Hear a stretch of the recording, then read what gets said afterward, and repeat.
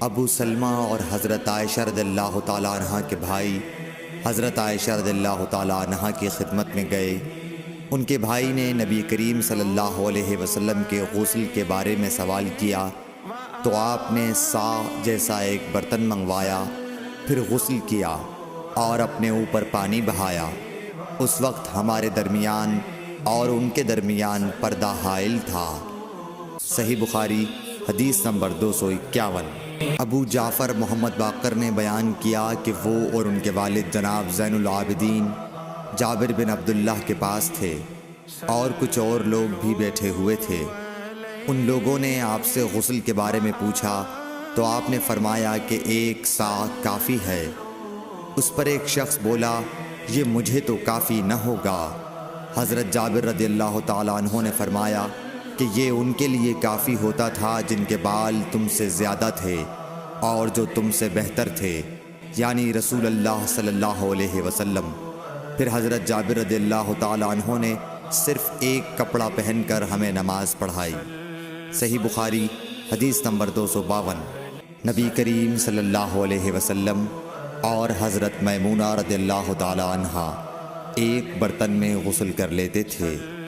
صحیح بخاری حدیث نمبر 253۔ رسول اللہ صلی اللہ علیہ وسلم نے فرمایا، میں تو اپنے سر پر 3 مرتبہ پانی بہاتا ہوں، اور آپ صلی اللہ علیہ وسلم نے اپنے دونوں ہاتھوں سے اشارہ کیا۔ صحیح بخاری حدیث نمبر 254۔ جابر بن عبداللہ رضی اللہ تعالی عنہ نے فرمایا کہ نبی اکرم صلی اللہ علیہ وسلم اپنے سر پر 3 مرتبہ پانی بہاتے تھے۔ صحیح بخاری حدیث نمبر 255۔ جابر بن عبداللہ نے بیان کیا کہ میرے پاس تمہارے چچا کے بیٹے، ان کے مراد حسن بن محمد ابن حنفیہ سے تھی، آئے۔ انہوں نے پوچھا کہ جنابت کے غسل کا کیا طریقہ ہے؟ میں نے کہا، نبی کریم صلی اللہ علیہ وسلم 3 چلو پانی لیتے اور ان کو اپنے سر پر بہاتے تھے، پھر اپنے تمام بدن پر پانی بہاتے تھے۔ حسن نے اس پر کہا کہ میں تو بہت بالوں والا آدمی ہوں۔ میں نے جواب دیا کہ نبی کریم صلی اللہ علیہ وسلم کے بال تم سے زیادہ تھے۔ صحیح بخاری حدیث نمبر 256۔ ام المومنین میمونہ رضی اللہ تعالی عنہا نے فرمایا کہ میں نے نبی کریم صلی اللہ علیہ وسلم کے لیے غسل کا پانی رکھا تو آپ نے اپنے ہاتھ 2 مرتبہ یا 3 مرتبہ دھوئے، پھر پانی اپنے بائیں ہاتھ میں لے کر اپنی شرمگاہ کو دھویا، پھر زمین پر ہاتھ رگڑا، اس کے بعد کلی کی اور ناک میں پانی ڈالا اور اپنے چہرے اور ہاتھوں کو دھویا، پھر اپنے سارے بدن پر پانی بہا لیا اور اپنی جگہ سے ہٹ کر دونوں پاؤں دھوئے۔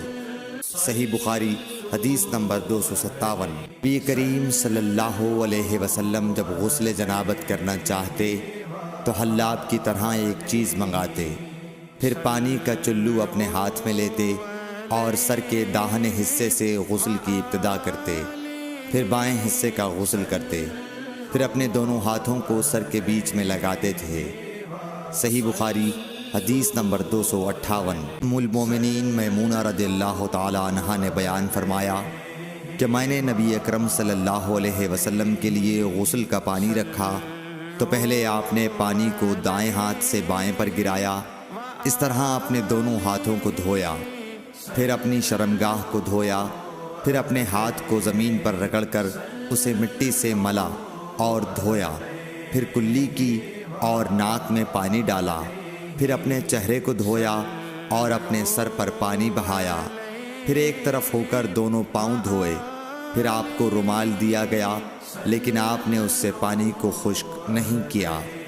صحیح بخاری حدیث نمبر 259۔ نبی کریم صلی اللہ علیہ وسلم نے غسل جنابت کیا تو پہلے اپنی شرمگاہ کو اپنے ہاتھ سے دھویا، پھر ہاتھ کو دیوار پر رگڑ کر دھویا، پھر نماز کی طرح وضو کیا، اور جب آپ اپنے غسل سے فارغ ہو گئے تو دونوں پاؤں دھوئے۔